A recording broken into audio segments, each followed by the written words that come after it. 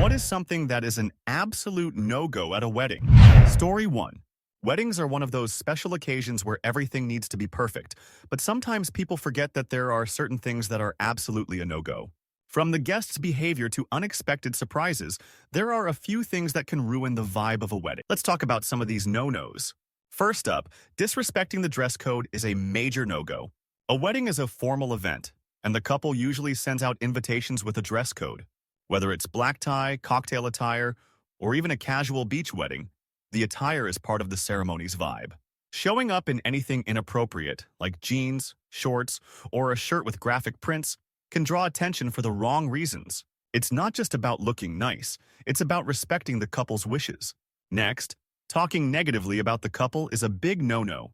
This should be obvious, but sometimes people forget to keep things positive. No one wants to hear a story about an ex-boyfriend or a previous bad experience with one of the couple members. The focus is on love, celebration, and happiness, so any negative comments can bring the whole mood down. Even if you're tempted to say something, just remember, the day is about them. Speaking of negativity, bringing up controversial topics at a wedding should also be avoided. Weddings are meant to be joyful, and guests should leave politics, religion, and other heavy discussions for another time. Bringing up sensitive topics can easily turn a fun celebration into a heated debate, making everyone uncomfortable. One of the biggest party killers at a wedding is excessive drinking. Sure, a couple of drinks to celebrate is expected, but getting too drunk and acting out is definitely a no-go. Weddings are about elegance, charm, and creating memories, not about embarrassing yourself or others. It's essential to know your limits and drink responsibly.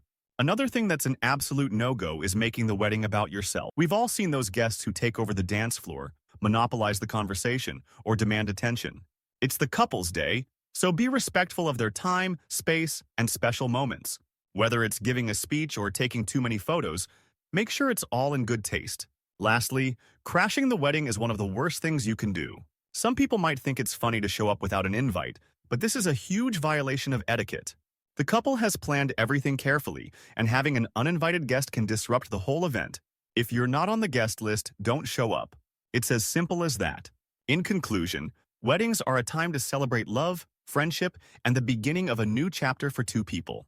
To make the event truly memorable for the right reasons, keep it classy, respectful, and positive. Remember, it's their special day, and as a guest, your job is to make sure you're contributing to the joy and not taking away from it. Story 2. Change. It's something we all experience in life, but it's also something we often resist. The idea of stepping into the unknown can be overwhelming, and most of us would rather stay in our comfort zone.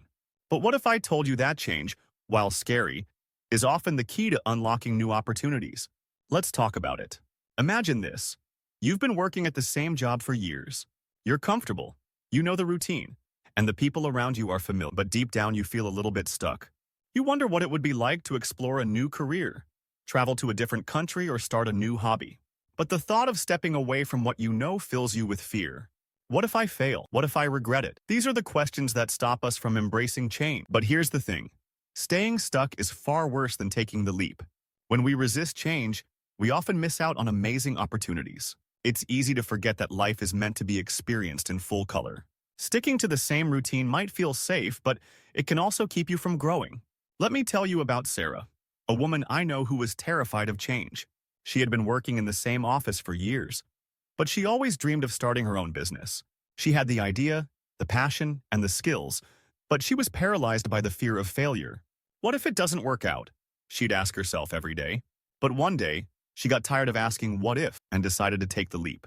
Sarah quit her job, started her business, and found success beyond her wildest dreams. She learned that the fear of change was nothing compared to the feeling of finally living her dream. What happened to Sarah happens every day to people who decide to make a change. It's easy to get stuck in a routine and think it's too late to make a shift. But every step outside your comfort zone is an opportunity to discover something new. Even if it's not perfect, it's still a learning experience. Change doesn't always have to be drastic either. It could be something small, like taking a different route to work, trying a new hobby, or learning a new skill. These little steps can lead to bigger changes and open doors you never thought possible. So, the next time you find yourself resisting change, remember that it's the only constant in life. Embrace it, and don't be afraid to take that first step. The unknown might feel scary at first, but it's where the magic happens. Change might not always be easy, but it's always worth it. Story 3. Traveling is full of surprises. We all expect to see beautiful landscapes, meet fascinating people, and maybe even try new foods. But sometimes the most interesting things you find on your travels are the unexpected, the bizarre, or the things you never thought you'd encounter. A few years ago, I went on a solo trip to a remote island in the South Pacific.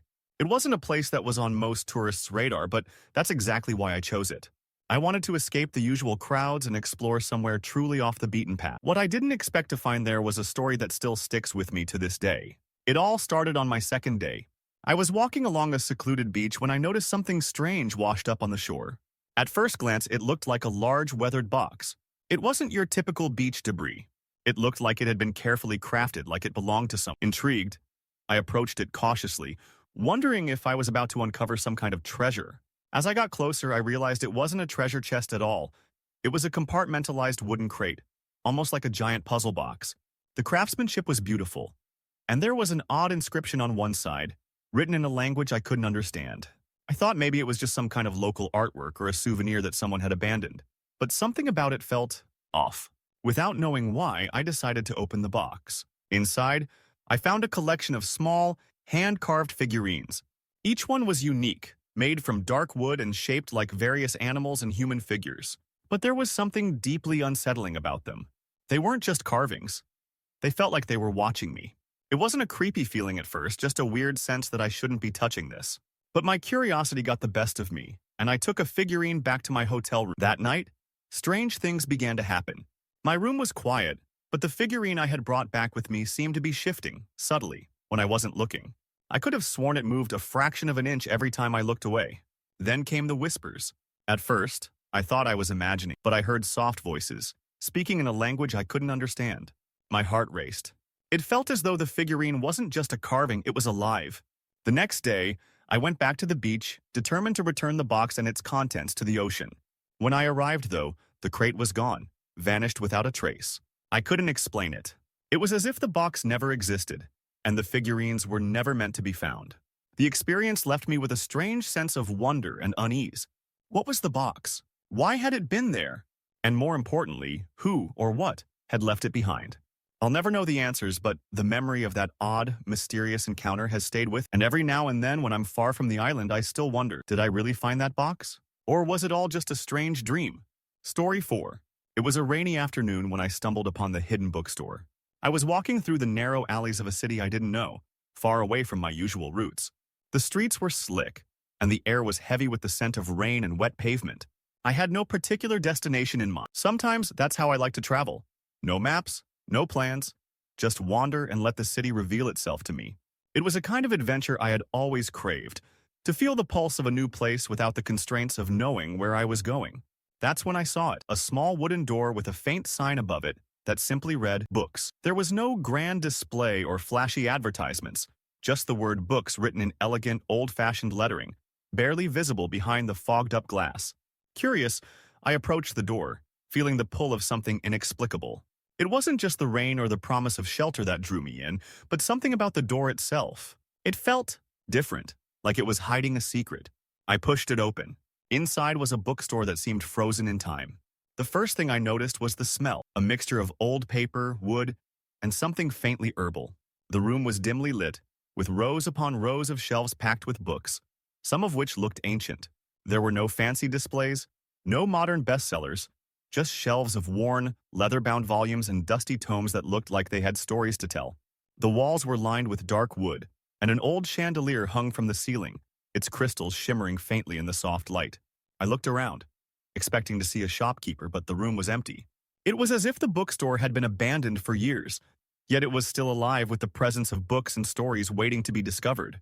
I walked further in, feeling an odd sense of belonging, like this place had been waiting. I ran my fingers along the spines of the books, letting the rough leather and smooth parchment guide. The titles were strange, some I had never heard of, others written in languages I couldn't recognize. It felt like a library from another era, or maybe even another world. Every corner seemed to hold something new, something hidden away for the curious to find. And that's when I saw it, the book. It was on a small pedestal near the back of the room, isolated from the rest. The cover was simple, black leather with no title or markings, but there was something magnetic about it, something that pulled me toward it like a compass pointing north. Without thinking, I reached for it. As soon as my hands touched the book, a strange sensation swept over me. The air in the room seemed to shift, and for a split second I could have sworn the light dimmed further, casting long shadows along the walls. But when I opened the cover, the words inside were written in a language I didn't understand. The text was strange, almost like it was moving on its own, shifting and changing every time I tried to focus on it. I flipped through a few more pages, my heart beating faster. The words were unintelligible, but there was an odd familiarity to them. It was as if I had seen them before, but I couldn't place where.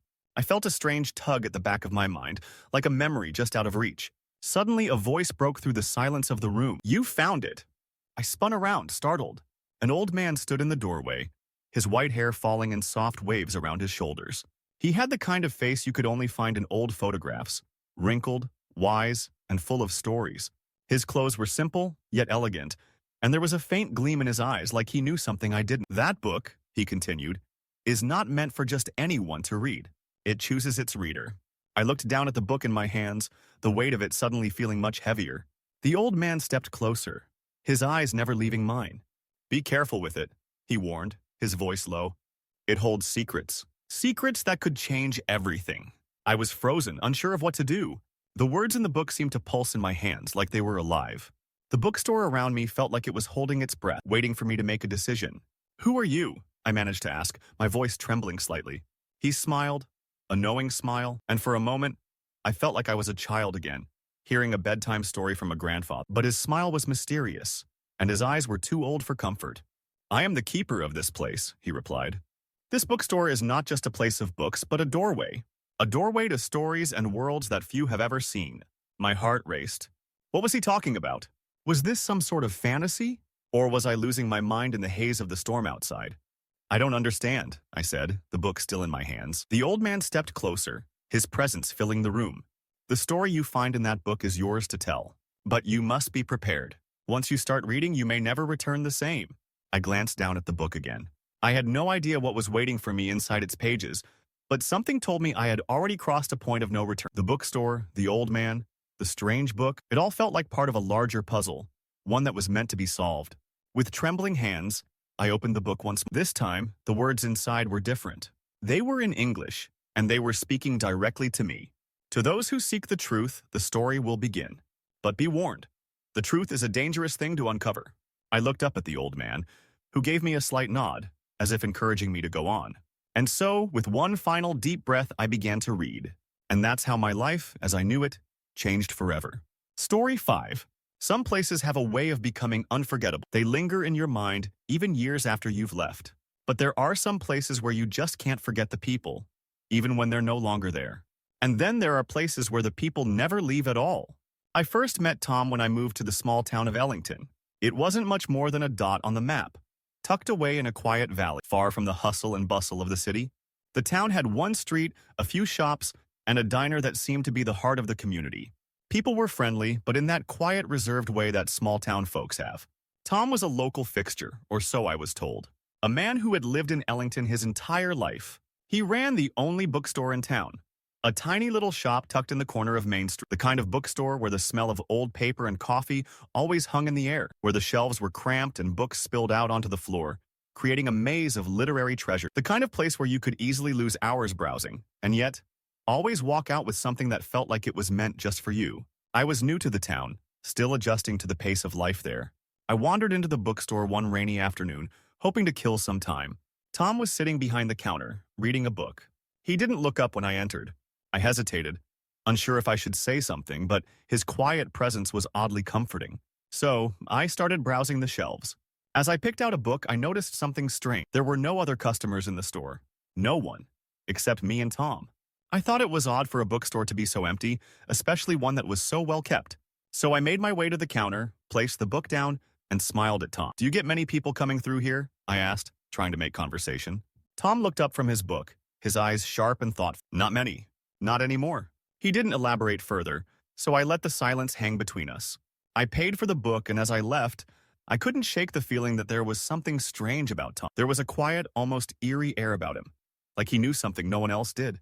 As the days passed, I found myself returning to Tom's bookstore again and again. Every time, the shop seemed to be untouched by the passage of time. The same books were on the same shelves, dust settled gently on the worn wooden counters, And Tom was always there, reading, waiting. It wasn't long before I learned that Tom had been running the bookstore for decades, ever since his father had passed it down to him. And then I learned something even stranger. Tom was the only one in Ellington who had lived there his entire life. Everyone else had moved away, left for the city or other places. It was as if the town had been slowly forgotten by time itself. One evening, after I'd been in town for a few months, I decided to stay late in the bookstore, hoping to learn more about the elusive Tom. I sat in the corner with a cup of tea, reading my book, and tried to casually strike up a conversation. "So, you've been here a long time, huh?" I asked, trying to sound casual. Tom didn't immediately respond. When he did, his voice was soft, almost nostalgic. A lifetime. A lifetime in this town." He paused, then added, "But it hasn't been the same for a long time." His words hung in the air, and I could tell he was waiting for me to ask. So I did. "What do you mean by that?" "The town seems fine to me." He closed his book, his eyes fixed on me. "It's fine now, sure. But when the others left, something changed. The town became quiet. Too quiet. Like it was waiting for something. And I guess it was." I felt a chill run down my spine. There was something in the way he spoke, like he was hinting at something I didn't understand. Something I didn't want to understand. "What happened?" I asked softly. Tom didn't answer right away. Instead, he reached behind the counter and pulled out an old photograph, faded and worn. He handed it to me without a word. I looked at the photo. It was a picture of the bookstore, but it looked different. There were people outside, a crowd of smiling faces, all gathered in front of the shop. But the people looked strange. Their faces were blurry, out of focus, like the photograph had been taken too quick. And then, in the center of the photo, there was Tom, standing alone, perfectly clear in the image. "Who are they?" I asked, confused. Tom's eyes darkened and he sighed. "They were the ones who left, all of them. All the people who used to live here. They left one by one, but I stayed." He paused. "I never left, even when they..." The room felt colder now. I could hear the wind picking up outside, the rain tapping against the windows. Tom stood up, his face serious. "The truth is," he said slowly, "I can't leave. None of us can. Not until the town is ready to move on. And it's been waiting for so long." I didn't understand. I wanted to ask more, but before I could, Tom had already turned his back to me, returning to his books. The conversation was over. That night, as I walked home, I couldn't shake the feeling that something was wrong. Ellington was quiet, too quiet.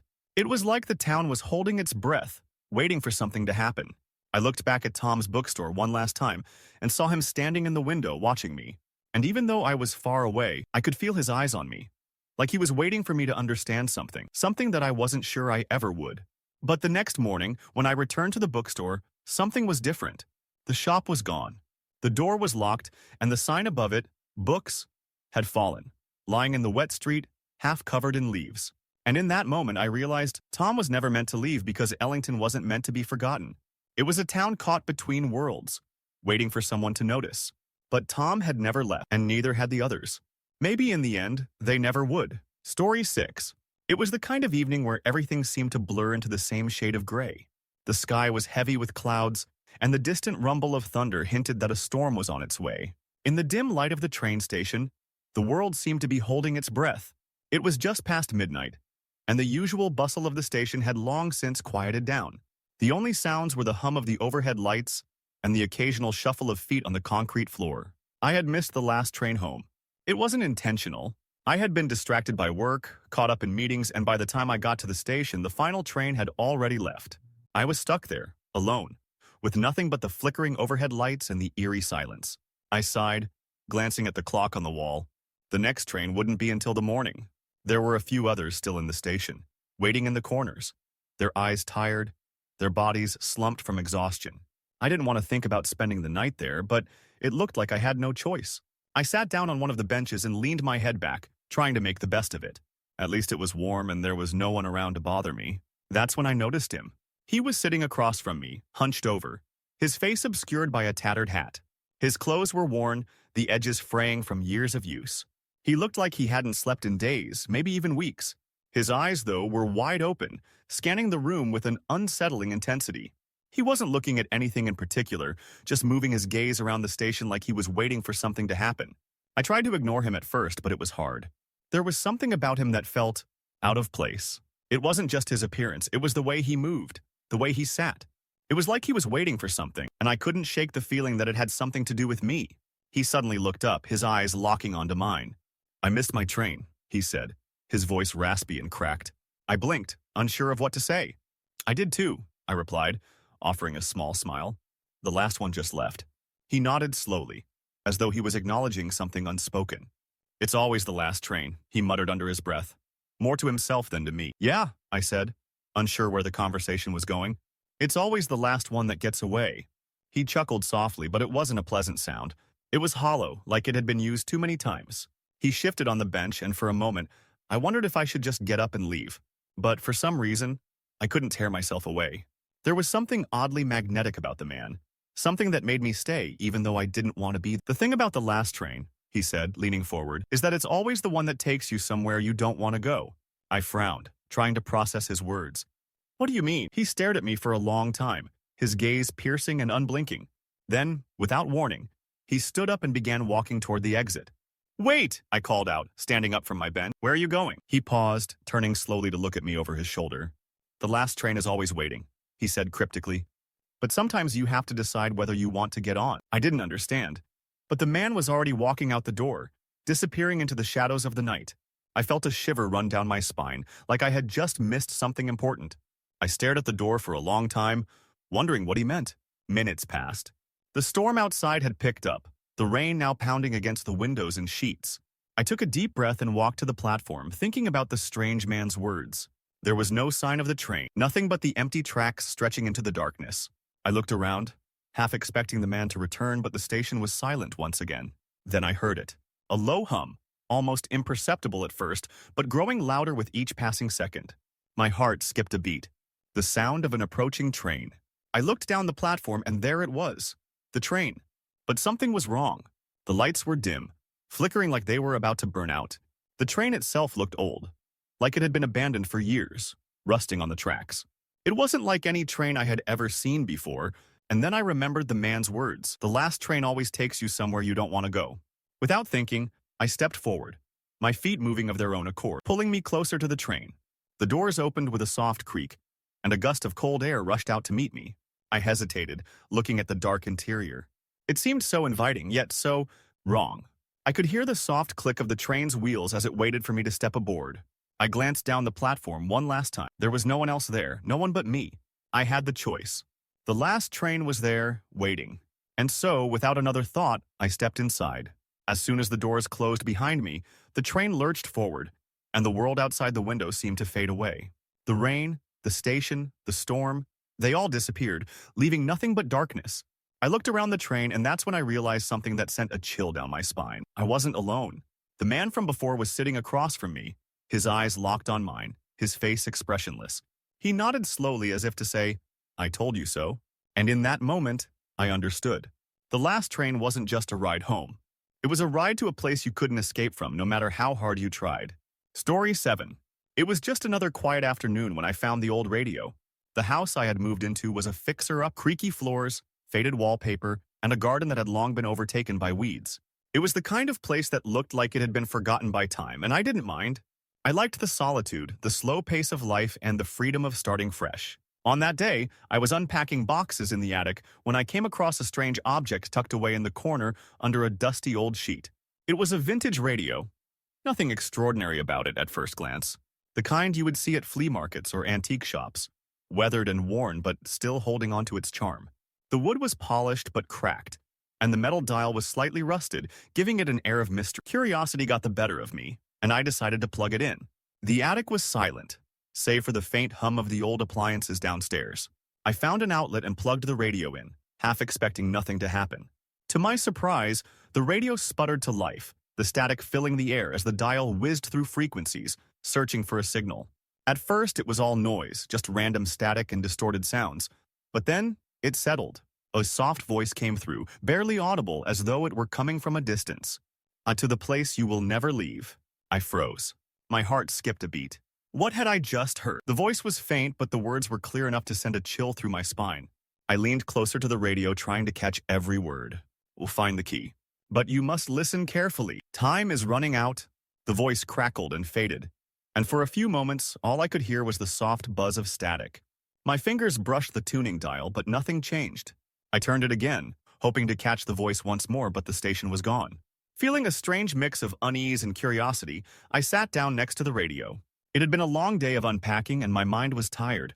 Maybe I had imagined the voice. Perhaps it was just the static playing tricks on me. I turned the radio off, but the unease lingered. That night, I couldn't shake the feeling that something was off about the radio. Something about the words kept echoing in my mind. The next day, I found myself returning to the attic, drawn back to the radio. I wasn't sure why, but I needed to know what it had said to hear the voice again. As soon as I turned the dial, it happened. The same voice, clearer this time, as though it had been waiting for me. You're getting closer? The time is near. I blinked, my pulse quickening. This wasn't a coincidence. The radio was speaking directly to me.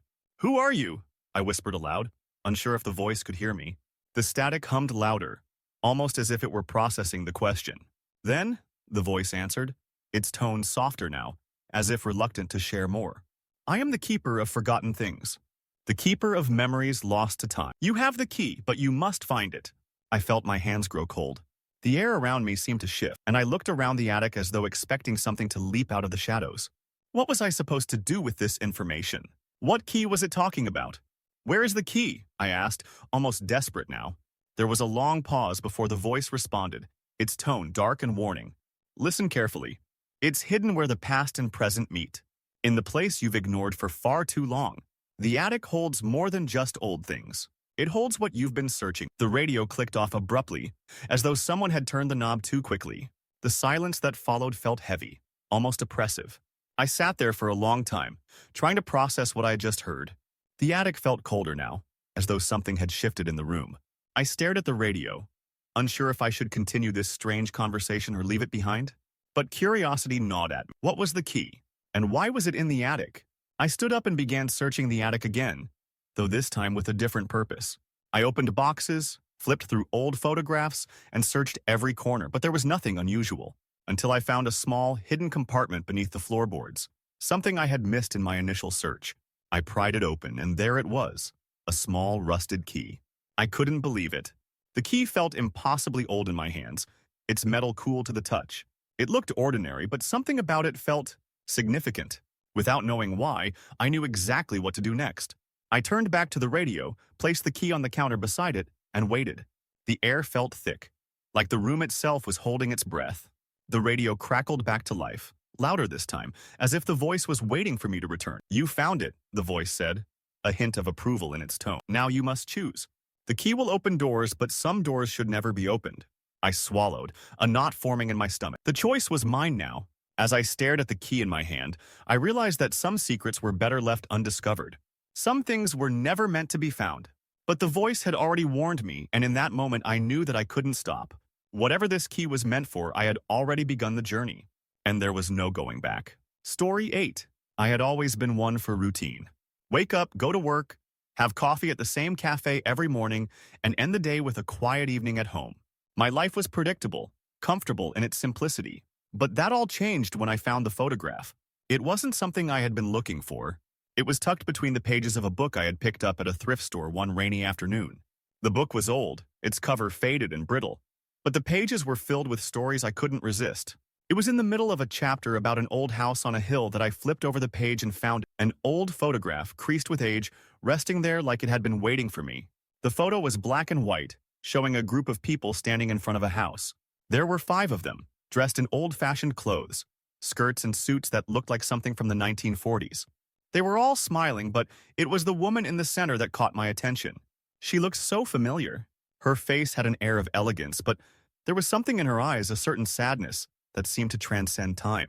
I stared at her for longer than I meant to, feeling as if I should recognize her from somewhere, but I couldn't place her. I studied the back of the photo. In faded handwriting, it read, "To Elizabeth, from your loving family. 1942." I didn't know anyone named Elizabeth, but the feeling in my chest, the strange sense of connection I felt toward this woman, was undeniable. It stayed with me as I finished my coffee, as I left the store, and as I made my way back home. That night, I couldn't stop thinking about the photograph. Who was Elizabeth? Why did she feel so familiar to me? The next day, I couldn't resist. I decided to look into the woman in the photograph, to learn more about her and the house behind her. I spent hours searching online for any trace of the address written on the back of the photo. I found little at first, but then, a search for the house on a local historical site led me to something unexpected. The house still existed. It was in a quiet suburb just outside of town, listed as a historic building, but there was no mention of anyone named Elizabeth. I had to see it for myself. The drive was short, and as I turned onto the road that led to the house, my heart began to race. The house stood at the end of a long, overgrown driveway, its windows dark but the structure still imposing. It looked exactly like the one in the photo. Faded paint, large windows, and an air of grandeur despite the wear and tear from the years. It was as if it hadn't changed at all. I parked my car and stood there for a moment, unsure of what to do next. But something deep within me urged me to walk up to the front door. As I approached, a feeling of déjà vu washed over me, and I realized with a jolt that I had been here. I pushed the door open, which creaked loudly in protest, but the door gave way as if it had been waiting. Inside, everything was exactly as I had imagined it. Dusty furniture covered in white sheets, cracked picture frames lining the walls, and a cold silence that seemed to press against me. It felt like I was stepping into a memory, but one that wasn't entirely my own. I wandered through the house, following an inexplicable pull. It led me to the staircase, and I couldn't ignore the feeling that something or someone was waiting for me upstairs. When I reached the top of the stairs, I found myself in front of a door. The door was slightly ajar, and I could see a faint light coming from inside.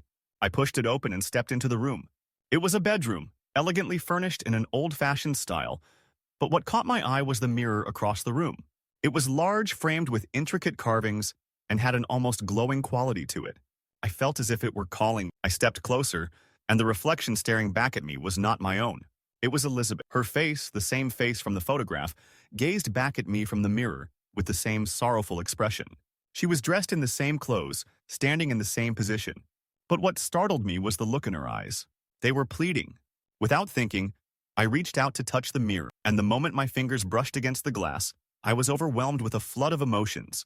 Her memories rushed through me: grief, loss, a longing for something she could never have. The world around me began to spin, and I felt myself being pulled into the mirror. I tried to pull away, but the sensation was too powerful. Suddenly, I was no longer standing in front of the mirror. I was in the house, Elizabeth's house, but it wasn't empty anymore. I was surrounded by the same people from the photograph. They were all alive, laughing, talking, moving around me, but I couldn't interact with them. I was invisible, a shadow in their world. I could hear their voices, but I couldn't make myself known. I turned and looked back at Elizabeth. She was standing in the corner of the room watching. Her eyes, filled with sadness, met mine again. But this time, there was a trace of recognition in her gaze. And then, in a whisper that only I could hear, she spoke. "Find the truth. Save us." The world around me flickered. The people in the room began to blur, and before I knew it, I was back in front of the mirror, my hand still pressed against the glass. I stumbled back, gasping for breath, my heart pounding. The room was empty again, just as it had been when I first entered. But something had changed. I felt connected to this place now, to Elizabeth and her family, as though their story had somehow become mine. I left the house that day with more questions than answers, but I knew one thing for certain: the photograph, the house, Elizabeth. They had all been waiting, and now it was up to me to uncover the truth, to free her from the past, and perhaps, in doing so, free myself from the mystery that had inexplicably woven our fates together. Story 9. I never intended to become the keeper of secrets, but sometimes life throws you into roles you never imagined for yourself. It all started with a simple letter. It was a Tuesday when it arrived, sealed in a thick, cream-colored envelope with my name written in elegant cursive across the front. I stared at the envelope for a long moment, feeling the weight of it in my hands. It wasn't from anyone I knew, not directly at least. No return address, just the sender's name scrawled at the bottom: Samuel Hawthorne. I had never heard of a Samuel Hawthorne. Curiosity won out, and I tore open the envelope. Inside was a single sheet of paper, folded neatly in thirds. The handwriting on the paper was the same flowing script, but the words were unlike anything I had ever read. If you are reading this, then you have been chosen to receive the last message I will ever send. You may not know me, but I know you, more than you could ever imagine. I paused, my heart beating faster. It felt like the words were meant, and yet I couldn't make sense of it. I read on. There is a truth about your past, a truth that has been hidden from you for years. It is time for you to know. You have to find the box. The one I left for you. It's somewhere you've been, but you know the place. It's waiting for you, but be warned. The truth you seek is not something you can ever forget. My mind raced. I had no idea what this letter was talking about. What box? And who was this person? The letter didn't answer any of my questions, but instead, it only created more. The rest of the letter was simply signed, Samuel Hawthorne, followed by a cryptic phrase I couldn't make sense of. The past never truly leaves. I sat there, staring at the paper in my hands, wondering if it was some kind of joke. A prank, perhaps? But why? And from whom? The next few days passed in a blur. I couldn't stop thinking about the letter, and its words haunted. The box, it said. What box? Where was it? I tried to ignore it, but the more I tried, the more it gnawed at me, as though the universe itself was whispering that I was missing something important. Then, on the 5th day after receiving the letter, I found myself standing in front of an old rundown antique shop at the corner of Maple Street. I had walked past it countless times without giving it much thought, but now something drew me inside. The bell above the door chimed as I entered, and I was greeted by the scent of dust and age. The store was cluttered with old furniture, tarnished silverware, and trinkets of all kinds. My eyes wandered over the shelves, but it was the far corner of the room that caught my attention. There, wedged between a stack of old books, was a small wooden chest. I felt a chill run down my spine. The chest was unassuming, nothing remarkable about it. But the moment I laid eyes on it, I knew. This was the box from the letter. This was the one Samuel Hawthorne had written about. Without thinking, I crossed the room and picked it up. The wood was smooth under my fingers, and as I examined it, I noticed a small inscription etched into the lid. It read, "To remember, to forget." I couldn't explain why, but I knew I had to open it. Inside the chest, there was a single piece of paper, yellowed with age and folded carefully. I unfolded it slowly, my heart pounding in my chest. It was a photograph. The picture was black and white, showing a group of people standing together on a beach. There were 3 adults and a young child in the front, all smiling, but it was the child that struck. The face was unfamiliar, yet hauntingly similar to my own. It was a younger version of me, though I had no memory of ever being on that beach, of ever knowing those. I gasped, suddenly overwhelmed. This was impossible. There had to be some mistake. I didn't recognize any of these faces, but why did the child look like me? I turned the photograph over, hoping for some explanation. In messy handwriting, someone had scrawled a name, Charlotte Hawthorne, 1990. I felt the room spin. Charlotte Hawthorne. Was this my family? The more I thought about it, the more questions arose. Why had I never heard of Samuel Hawthorne? Why was I given this letter? And why did this photo feel like a key to something I had forgotten? I left the antique shop, the box clutched tightly in my hands, and drove home in a daze. I spent the night digging through old family albums, photos, documents, anything I could find. Hours passed, but I couldn't find any reference to Charlotte Hawthorne, or anyone with the last name Hawthorne for that matter. But then, at the very bottom of one of the photo boxes, I found it. A small, forgotten album, tucked away and buried beneath layers of memory. I opened it carefully, my fingers trembling, and there, in the last few pages, was the same photograph. Only this time, written on the back in my mother's handwriting, was a note. The day we lost Charlotte. She was never meant to be part of our world. My breath caught in my throat.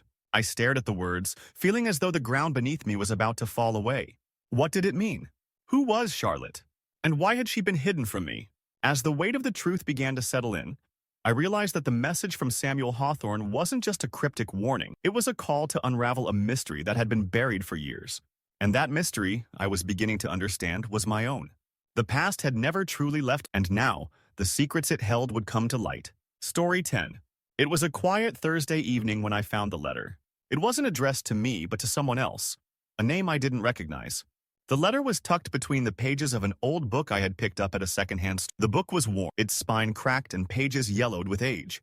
I had nearly passed it over, but something about the title, Echoes of the Past, caught my eye. I opened it casually, scanning the pages when something slipped out and fell to the floor with a soft thud. A letter. I picked it up, noticing the elegant handwriting and the lack of a date. The envelope was yellowed.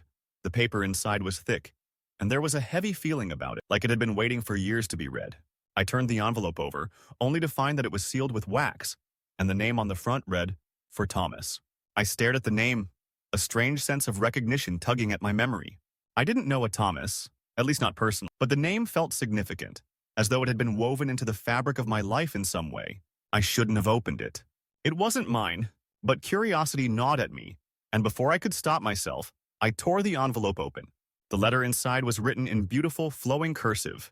I write this letter with a heart full of love and regret. I know that by the time you read this, things will have already changed, and perhaps you will never forgive me for what I must do. You've always been my strength, my companion through everything. I never expected this day to come, but now it has, and I must face it. I cannot stay. The choice has already been made for me, though not by me. I will be gone before you return. Don't search for me. Don't follow the signs I have left behind. I am doing what is best for both of us. It will be painful, but I believe you will understand, even if you hate me for it. Please forgive me, Thomas. You have always been my everything. Yours forever, Isabel. I read the letter again, trying to digest it. Who was Isabel? And why did she leave this message for someone named Thomas? My mind raced with questions, but one thing became clear. There was something unfinished here. This letter didn't feel like an ending. It felt like a beginning, a piece of a larger story left untold. I closed the letter and set it aside, but the name Isabel haunted me. There was something about her words, something about the way she spoke of regret and love, that seemed too real, too intimate, for it to be just a figment of fiction. It wasn't a letter from a book. It was a real, raw emotion, as if Isabel had written it with the certainty that Thomas would one day read it and perhaps understand. That night, I couldn't sleep. The letter nagged at my mind, and the more I thought about it, the more I felt an overwhelming need to find out who these people were. Isabel and Thomas. What had happened to them? What had caused Isabel to leave? And why was this letter in a random book in a secondhand store? The next day, I went back to the store, hoping to find some clue about the origins of the letter. The shopkeeper was an elderly woman, small and bent with age, and I approached her cautiously. "Excuse me," I said. "I found something in a book here yesterday. It's a letter, addressed to someone named Thomas. Do you know anything about it?" Her eyes seemed to sharpen at the mention of the letter, and she looked at me for a moment, her face unreadable. Then, with a slow, deliberate movement, she reached under the counter and pulled out a small, dusty box. It was wooden, old, and had a faded label that read, "Returned Letters." She placed it in front of me without a word. I stared at the box, the contents hidden from view.